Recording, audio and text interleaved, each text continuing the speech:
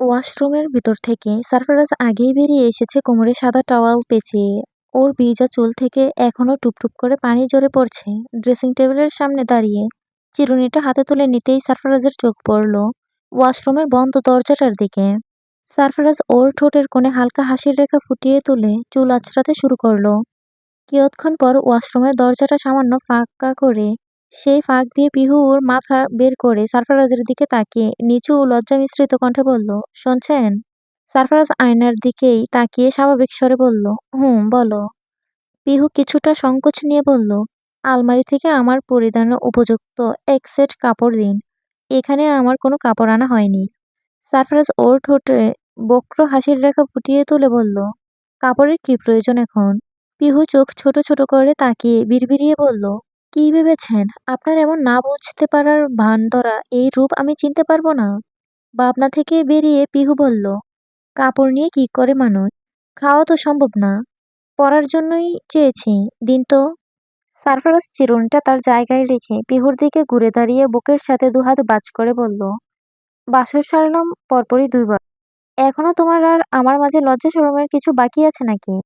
তাই ওভাবে বেরিয়ে এসে নিজের কাপড় বের করে পরে তা পরিধান করো। পিহুর কান দুটো যেন লজ্জায় গরম হয়ে গেল সারফারাজের এমন কথায়। পিহু বলল, আপনাকে ভালো ভেবেছিলাম, কিন্তু এখন হাড়ে হাড়ে বুঝতে পেরেছি যে আপনি আসলে একজন আস্ত অসভ্য। সারফারাজ নির্লিপ্ত ভঙ্গিতে বলল, অফিসিয়ালি স্বামী হলে বউয়ের সাথে এইসব অসভ্যতা করা জায়েজ হয়ে যায়। পিহু এবার একটু চাপা রাগ নিয়ে বলল, আপনি যদি এই মুহূর্তে আমার কাপড় না দেন তাহলে আমি এভাবেই ভেজা কাপড়ে ওয়াশরুমেই বসে থাকবো। এরপর ঠান্ডা বেঁধে গেলে কিছু বলতে আসবেন না যেন। অতঃপর সারফারাজ ছোট্ট করে নিঃশ্বাস ফেলে ঠিক আছে দিচ্ছি বলে আলমারির দিকে এগুলো। আলমারি খুলে সেখানে কয়েক সেকেন্ড ঘাটাঘাটি করার পর নিজের একটা শার্ট বের করে নিয়ে ওয়াশরুমের দরজার দিকে তা এগিয়ে দিয়ে বলল, নাও। পিহু শার্টটা দেখে চোখ বড় বড় করে সারফারাজের দিকে তাকিয়ে বলল, এটা এটা তো আপনার শার্ট। আমি তো আমার পরার জন্য কাপড় চাইলাম। সারফারাজ এবার নিরীহ মুখ করে বলল, তুমি তো পরিধানের উপযুক্ত কাপড়ই চেয়েছ, আমি সেটাই দিয়েছি। এখন তো উল্লেখ করনি সালোয়ার কামিজ লাগবে নাকি শার্ট। আমার যেটা ভালো লেগেছে আমি সেটাই দিলাম। পিহু খপ করে শার্টটা নিয়ে সারফারাজের হাত থেকে সারফারাজ শিস বাজাতে বাজাতে বিছানায় গিয়ে বসলো। পিহু ঠাস করে ওয়াশরুমের দরজাটা বন্ধ করে দাঁতে দাঁত চেপে মনে মনে বলল, আমার কথা আমাকেই ফেরত দেওয়া হলো। তখন উনি আমার থেকে চুমু চাইলে আমি বলেছিলাম যে কোথায় দিতে হবে শর্তে তা উল্লেখ করেননি। তা- তাই আমার যেখানে ইচ্ছে হয়েছে আমি সেখানে দিয়েছি। এখন তারই প্রতিশোধ নিলেন উনি। পরক্ষণেই পিহু উচ্চস্বরে বলল, বেশ তো, বারবার আমাকে ফাঁসিয়ে আপনি জিতে যাবেন ভেবে থাকলে সেটা আপনার ভুল ধারণা। আমি এই শার্ট পরবো না। এভাবে বাইরে বের হওয়া তো দূর, আমাকে আমার কাপড় দিবেন না যতক্ষণ, ততক্ষণ আমি ভিজা অবস্থাতেই থাকবো। দেখি এবার কি করেন আপনি। সারফারাজ নির্লিপ্ত ভঙ্গিতে ব্ল্যাক কালার ট্রাউজারটা পরতে পরতে বলল, আমি 1 থেকে 30 পর্যন্ত কাউন্ট করব। এর মধ্যে যদি ভেজা কাপড় ছেড়ে আমার দেওয়া শার্টটা পরে ওয়াশরুম থেকে বের না হয়েছ, তাহলে আমি আবার ওয়াশরুমে যাব। সারফারাজের এরূপ কথা শুনে পিহুর বুকটা দপ করে উঠল। পিহু ঢোক গিলে বিড়বিড়িয়ে বলল, তারপর? সারফারাজ কণ্ঠ হালকা নামিয়ে স্পষ্ট হুমকির স্বরে বলল, তারপর তোমার শরীর থেকে ভেজা কাপড়গুলো নিজ হাতে আমি খুলবো। আর তারপর? পিহু সারফারাজের বাকি কথা শেষ করতে না দিয়ে বলল, থামুন থামুন, আর কিছু বলতে হবে না আমাকে, আমি পড়ছি। এই তো আপনার দেওয়া শার্টটা পরছি আমি। সারফারাজ ঠোঁট কামড়ে নিঃশব্দে হাসতে হাসতে উল্টো দিক থেকে গুনতে শুরু করলো, 30, 29, 28, 27, 26, 25। পিহু শার্টের বোতামগুলো লাগাতে লাগাতে বলল, আরে আস্তে গুনুন না, এত জোরে তো ঘড়ির সেকেন্ডের কাঁটাও দৌড়ায় না। সারফারাজ বিছানা থেকে উঠে দাঁড়ালো। ওর বুকটা এখনো উন্মুক্ত, ফর্সা লোমশ বুকটা আকর্ষণীয় ছড়াচ্ছে। লোমকূপগুলোতে বিন্দু বিন্দু পানির কণা এখনো চিকচিক করছে।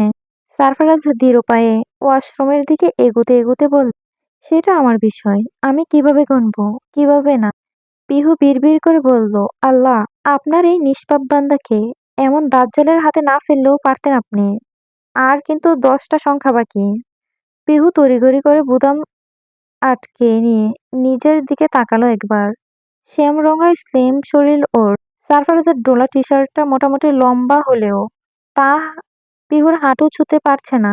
ফলস্বরূপ হাঁটুর একটু উপর থেকে সম্পূর্ণ পা উন্মুক্ত হয়ে আছে। পিহু বলল, ইয়া আল্লাহ, এই অবস্থায় এই বদলোকটার সামনে যেতে হবে আমার। পিহুরে, তোর রেহাই নেই আর। সারফারাজ 2 পর্যন্ত কাউন্ট করতেই খট করে ওয়াশরুমের দরজাটা খুলে গেল ওর সামনে। পিহু ওর এক হাত দিয়ে শার্টের নিচের অংশ টেনে টেনে বাকি অংশ ঢাকার বৃথা চেষ্টা করছে। পিহু ওর হাঁটু ছুঁই ছুঁই চুলগুলো গলার দুপাশ দিয়ে নিয়ে রেখেছে। লজ্জায় ওর শ্যামরঙা গাল টকটকে লাল বর্ণ ধারণ করেছে। কান দিয়ে অদৃশ্য গরম ধোঁয়া বের হচ্ছে যেন। সারফারাজ এক স্থানে থেমে দাঁড়িয়ে নিষ্পলক দৃষ্টিতে পিহুর দিকে তাকিয়ে আছে। সারফারাজের এই দৃষ্টি পিহুকে আরো সিঁটিয়ে ফেলছে। সারফারাজ দৃঢ় স্বরে বলল, নিজের দিকে একবার তাকিয়ে বলো, শার্টটা কি সত্যিই তোমার পরিধানের উপযুক্ত না? পিহু ওয়াশরুম থেকে বেরিয়ে আলমারির দিকে অগ্রসর হতে হতে বলল, বেশি কথা বলবেন না আপনি। পিহু আলমারির দরজা খোলার জন্য হাত বাড়াতেই সারফারাজ হাওয়ার মতো ওর সন্নিকটে এগিয়ে এলো। পিহুকে আলমারির সাথে হালকাভাবে চেপে ধরলো। পিহুর 2 হাত ওর কোমরের উপর দিয়ে আলমারির সাথে ঠেকিয়ে সারফারাজের এক হাতের মুঠোয় বন্দী হয়ে আছে। সারফারাজের অন্য হাত বিস্তার করছে পিহুর কোমরের উপর। আকস্মিকতায় পিহুর হরিণের ন্যায় আকর্ষণীয় চোখজোড়া খিচ্ছে বন্ধ করেছে। সারফারাজের গাঢ় নীলাভ মণি বিশিষ্ট চোখজোড়া এই মুহূর্তে পিহুর উপর স্থির হলেও তা অন্য অর্থে প্রকাশ করছে। কিয়ৎক্ষণ ওভাবেই কেটে গেল। পিহু পিটপিট করে চোখ মেলে সারফারাজের দিকে তাকিয়ে কিছু বলতে নিতেই সারফারাজ পিহুর ঠোঁটজোড়া নিজের ঠোঁটে বসিয়ে দিল। এ কোনো চাদরে ক্ষণে ক্ষণে জড়িয়ে নিচ্ছেন আপনি আমায় এমপি সাহেব? আমি যে নিজেকে আর নিজের মাঝে খুঁজে পাই না। ভাবনার জগৎ থেকে বেরিয়ে পিহু দৃঢ়স্বরে বলল, ছাড়ুন আমায় এমপি সাহেব। ছাড়তে যে মন চায় না তোমায়, বারবার খুব কাছে, আরো কাছে আঁকড়ে ধরে রাখতে মন চায় আমার বউ। নিচে যেতে হবে এবার, নয়তো সবাই কি ভাববে বলুন তো? সারফারাজ পিহুর হাত ছেড়ে দিয়ে ওকে নিজের আরো সন্নিকটে বুকের সাথে চেপে ধরে ভ্রু নাচিয়ে বলল, কি আর ভাববে? তাদের জন্য নাতি নাতনি আনার ব্যবস্থা করছি আমরা, এই তো। পিহু চোখ বড় বড় করে ফেলল। কি অবাক হচ্ছ যে? তুমি চাও না নাকি আমাদের ঘরে আলো করে ফুটফুটে একজোড়া তুমি আমি আসুক? পিহু চোখ নামিয়ে বলল, সে আবার চায় নাকি? তাহলে আজ আর ঘরের বাইরে গিয়ে কাজ নেই আমাদের। শুভ কাজটা আজই সেরে ফেলতে হবে। আজই মানে? এই, আপনার যে মাথা খারাপ হয়ে গিয়েছে সে খবর জানেন? ছাড়ুন তো আপনি আমায়। অসভ্য, যাচ্ছে তাই লোক। এই বলে পিহু নিজেকে ছাড়ানোর জন্য মুচড়ামুচড়ি করতে শুরু করলো। সারফরাজ বলল, ঠিক আছে, ছাড়ছি আজকের মতো। দখল তো কম গেল না। তবে খুব শীঘ্রই শুভ দিন দেখে শুভ কাজটা সেরে ফেলবো। আমার আবার অপেক্ষা জিনিসটা ভালো লাগে না একদমই। এই বলে সারফরাজ পিহুর ডান গালে শব্দ করে একটা চুমু খেয়ে ওকে ছেড়ে দিল। ছাড়া পাওয়া মাত্রই পিহু ওর গালের ওপর যে না হাত রাখতে যাবে, অমনি সারফরাজ বলল, যদি চুমুর জায়গায় হাত ঘষা-মাজা করা হয়েছে তাহলে কিন্তু কোনো বিরতি আর মানব না। আজই ডিরেক্ট অ্যাকশনে নেমে যাব। পিহু সঙ্গে সঙ্গে হাত নামিয়ে দ্রুত আলমারি খুলে এক সেট 3 পিস নিয়ে ওয়াশরুমের ভিতরে চলে গেল। সারফরাজ পিহুর এমন অবস্থা থেকে হাসতে শুরু করলো। কিয়ৎক্ষণ পর পিহু ওয়াশরুম থেকে বেরিয়ে এল। পিহু হাতে ধরা নিজের শার্টটা সারফরাজ নিয়ে পড়তে শুরু করলো। পিহু তা দেখে বলল, আরে কি করছেন? শার্টটা একটু আধটু ভিজে গিয়েছে তো। আর নিচের অংশটুকু কেমন কুঁচকে গিয়েছে, ওভাবে পরে নিচ্ছে। পিহুর পুরো কথা শেষ করতে না দিয়েই সারফরাজ বলল, একটু আগে পর্যন্ত এই শার্টটা তোমার শরীরে ছিল। এখন এতে তোমার স্পর্শ, তোমার শরীরের গন্ধ লেগে আছে। তাই ভেজা থাক বা কুঁচকানো, এতে আমার সমস্যা নেই। সারফরাজের এরূপ কথায় পিহুর ঠোঁটে হালকা হাসির রেখা ফুটে উঠল। পিহু ড্রেসিং টেবিলের দিকে ঘুরে দাঁড়িয়ে চিরুনিটা হাতে নিয়ে চুল চিরুনি করতে ব্যস্ত হল। মূলত এটা ছিল ওর লজ্জা লুকানোর প্রচেষ্টা। সারফরাজ পিহুর পিছনে দাঁড়িয়ে বলল, চিরুনিটা আমায় দাও, আজ আমি তোমার চুল চিরুনি করে দিতে চাই। পিহু ওর সামনে থাকা আয়নার মাধ্যমেই সারফরাজকে দেখে কিছুটা অবাক স্বরে বলল, আপনি পারবেন? পারবো না কেন? চুলই তো চিরুনি করতে হবে, এমন কি কঠিন কাজ? পিহু কথা না বাড়িয়ে চিরুনিটা সারফারাজকে দিয়ে বলল, বেশ তো, করে দিন চিরুনি। তবে সতর্ক করে দিচ্ছি, আমার একটা চুলও যেন না ছিঁড়ে চিরুনি করতে গিয়ে। হুঁ হুঁ, ছিঁড়বে না একটা চুলও। পিহু ঠোঁট চেপে হেসে মনে মনে বলল, চিরুনি করতে গেলে চুল একটু আধটু ছিড়বেই, যে সেটা আমি জানি। এমপি সাহেব বড়াই করতে গিয়ে এবার আপনি ফেঁসে গেলেন। দেখুন কেমন লাগে। সারফারাজ খুব যত্ন নিয়ে সময় নিয়ে অল্প করে চুল নিয়ে তাতে লেগে থাকা খুব হালকা পাতলা জটগুলো ছাড়াচ্ছে। পিহুর তাতে ন্যূনতম ব্যথা অনুভব হচ্ছে না। প্রায় অর্ধেক চুল চিরুনি হওয়া পরেও সারফারাজ নির্বিঘ্নে ভাবে বাকি চুলগুলো চিরুনি করতে ব্যস্ত হলে পিহু মনে মনে বলল, কি আশ্চর্য, আমি চিরুনি করতে গেলে আমার নিজেকে জট মাতা বলে মনে হয়, অত্যাধিক জট লাগার কারণে। আর এই লোক চিরুনি করছে অথচ কোনো জটের বালাই নেই চুলে। আজ মনে হচ্ছে তাহলে আমার নিজের চুলই কিনা আমার নিজের সাথে মির্জাফরি করে আসছে এতকাল। ছি ছি ছি, হয়ে গিয়েছে চিরুনি করা। দেখো চিরুনিতে একটা চুলও ছিঁড়ে নেই কিন্তু। সারফারাজের কথায় পিহুর ধ্যান ভাঙলো। পিহু সারফারাজের হাত থেকে চিরুনিটা নিয়ে তাতে লক্ষ্য করে ওর মুখ হা হয়ে গেল। পিহু বলল, আপনি কি জাদু জানেন এমপি সাহেব? এত দক্ষতার সাথে একটা চুলও না ছিঁড়ে চিরুনি করলেন কিভাবে? সারফারাজ হেসে ফেলল। তোমার স্বামী যে আরো কত কত দিক থেকে গুণবান তা আস্তে আস্তে জানবে, এরপর আরো বেশি অবাক হবে বুঝলে। পিহু নিঃশব্দে হাসলো কেবল। কিয়ৎক্ষণ পর ওদের রুমের দরজায় নক পড়লে সারফারাজ এসে দরজা খুলতে দরজার সামনে নিজের ছোট দুই গুণধর ভাই ও এক বোনকে একত্রে দাঁড়িয়ে থাকতে দেখে ভ্রু কুঁচকে বলল, কি ব্যাপার, তোরা একসাথে এখানে কি করছিস? নির্ঝর ও নীরা তেজের দিকে তাকালো। ওদের তিনজনের মাঝে সারফারাজ এর সামনে দাঁড়িয়ে দুটো কথা বলার মতো কিঞ্চিত পরিমাণ সাহস কেবল তেজেরই আছে। নির্ঝর আর নীরার একসাথে বলল, তেজ ভাই জানে কেন এসেছি আমরা। তেজ অবিশ্বাস্য চোখে নির্ঝর আর নীরাকে দেখে নিজের বুকে আঙ্গুল ছুঁয়ে বলল, কে আমি? আমি কি জানি? নির্ঝর হেসে বলল, তেজ ভাই, বড় ভাইয়ের সামনে এসে দাঁড়াতে না দাঁড়াতে ভুলে গেলে সব। তেজ শুকনো ডুব গিলল একবার, মনে মনে বলল, নিমক হারামের দলেরা সব বার আমার উপরে চাপিয়ে দিয়ে নিজেরা দাঁত কেলাচ্ছিস। একবার পরিস্থিতি সামলে নেই, তারপর তোদের অবস্থাও যদি আমি ছেড়ে দেমা কিনতে পারছি, এর মতো না করছি। আমার নামও তেজর খান তেজ না। সারফারাজ কিছুটা দমকে উঠে বলল, নতুন কোনো গোলযোগ পাকিয়ে এসেছিস তোরা? সত্যি করে বল, এর আগের মারের কথা ভুলে যাস না। যদি বাড়াবাড়ি কিছু বুঝেছি তাহলে এবার আর নিস্তার পাবি না তোরা। সারফারাজের দমকে বলা কথাগুলো শোনা মাত্র অটোমেটিক নির্ঝরের একটা হাত ওর পশ্চাৎদেশের উপর চলে গেল। চাপা স্বরে আহ বলে উঠল সে। নীরা তেজ ও নির্ঝরের দিকে তাকিয়ে বলল, মেজো ভাইয়া, ছোট ভাইয়া, তোমরা বড় ভাইয়ার হাতে উদুম কেলানি কবে খেলে? বললে না তো আমায়।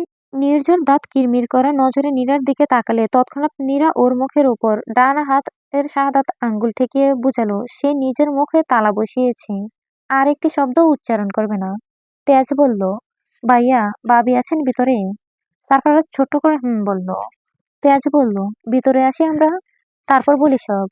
সারফারাজ দরজা থেকে সরে দাঁড়ালো। পিহু থ্রি পিসের ওড়না ভালোভাবে শরীরের সাথে জড়িয়ে নিয়েছে। তেজ, নির্ঝর ও নীরা রুমের ভিতরে প্রবেশ করলে সারফারাজ দরজাটা বন্ধ করে দিল, ভিতর থেকে কিছুটা শব্দ করেই। সেই শব্দে ওরা তিনজন একসাথে কেঁপে উঠল মৃদুভাবে। নীরা ওর হাত দিয়ে গলায় হালকাভাবে টান মেরে বুঝালো, আজ ওরা শেষ। সারফারাজ ওদের তিনজনের সামনে এসে দাঁড়ালো।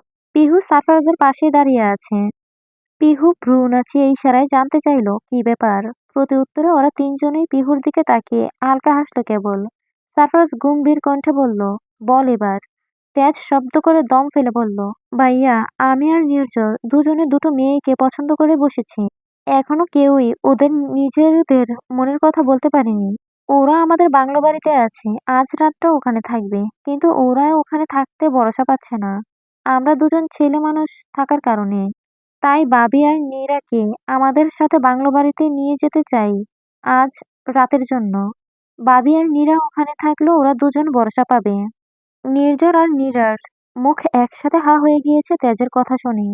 এখানে আসার আগে পর্যন্ত নির্ঝর নিম্ন হলেও 100 বার তেজের কানে কানে জপ করেছে সে আর যাই হোক নির্ঝর যে অনুকে পছন্দ করে, এই বিষয়টা যেন এখনই সারফারাজের কানে না তোলে। কিন্তু এখানে আসার পর সারফারাজের সামনে দাঁড়িয়ে একেবারে ট্যাপ রেকর্ডারের মতো বড়বড় বড়বড় করে সব উকলে ফেললো তেজ। সারফারাজ স্থির সারফারাজ স্থির হয়ে দাঁড়িয়ে আছে ওদের তিনজনের দিকে তাকিয়ে। তেজ নিজের দুগালের উপর হাত দিয়ে রেখেছে। সারফারাজের তরফ থেকে ভালোবাসাটা ঠাস করে কখন বর্ষণ হতে পারে তা তো গ্যারান্টি নেই। পিহুর এক হাত কপালে চাপড়ালো কেবল। সকলকে অবাক করে দিয়ে সারফারাজ শান্ত কণ্ঠে বলল, নাম কি মেয়ে দুটোর? তেজ ওর গালে হাত রাখা অবস্থাতেই গার হালকা বাঁকিয়ে নির্জরের দিকে তাকালো এক পলক। পরপরই সারফারাজের দিকে তাকিয়ে বলল, ইলমা ও অনু। ইলমাকার আর অনুকার? তেজ ওর এক গালের উপর থেকে হাত সরিয়ে তা উঁচু করে দড়িয়ে মিনমিন স্বরে বলল, ইলমা আমার। পিছন থেকে নির্ঝর হাত উঁচিয়ে বলল, অনু আমার। সারফারাজ বলল, পরিচয় দে ওদের দুজনের। কিভাবে পরিচয় হলো, কবে থেকে এইসব চলছে, সব জানতে চাই আমি। তেজ আর নির্ঝর হালকাভাবে ইলমা আর অনু সম্পর্কে সব বলল। নীরা মনে মনে বলল, বাব্বা, আমার দুই ভাই তো দেখি পুরাই সুপার স্তম নিকলা। সারফারাজ শব্দ করে একবার নিঃশ্বাস ছেড়ে বলল, বড় কোনো অঘটন না ঘটিয়ে যে সব সত্য আমাদের জানালি, এই কারণে তোদের উপর আমার আর রাগ নেই এই বিষয় নিয়ে। তবে পিহু আর নীরা একা যাবে না, তোদের সাথে আমিও যাব।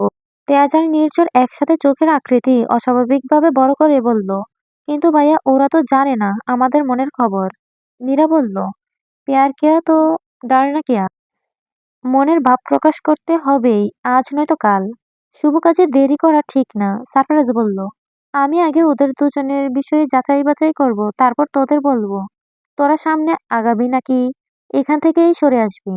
আর আমি যে সিদ্ধান্ত নিব সেটাই তোদের মেনে নিতে হবে, কোনো প্রশ্ন ছাড়া।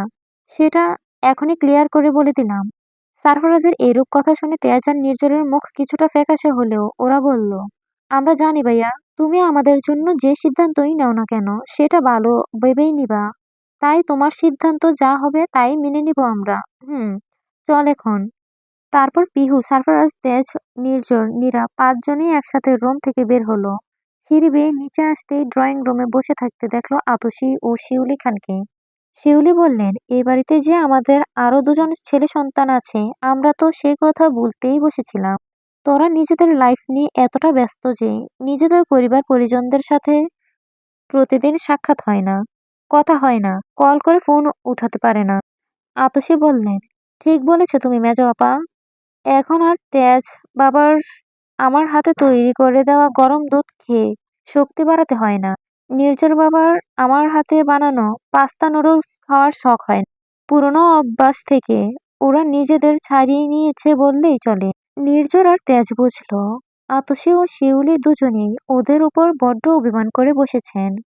কারণ ওনারা দুজনেই তেজ ও নির্ঝরকে বড্ড ভালোবাসেন, আদর করেন, পারেন তো সবসময় কলিজার মাঝে বসিয়ে রাখবেন।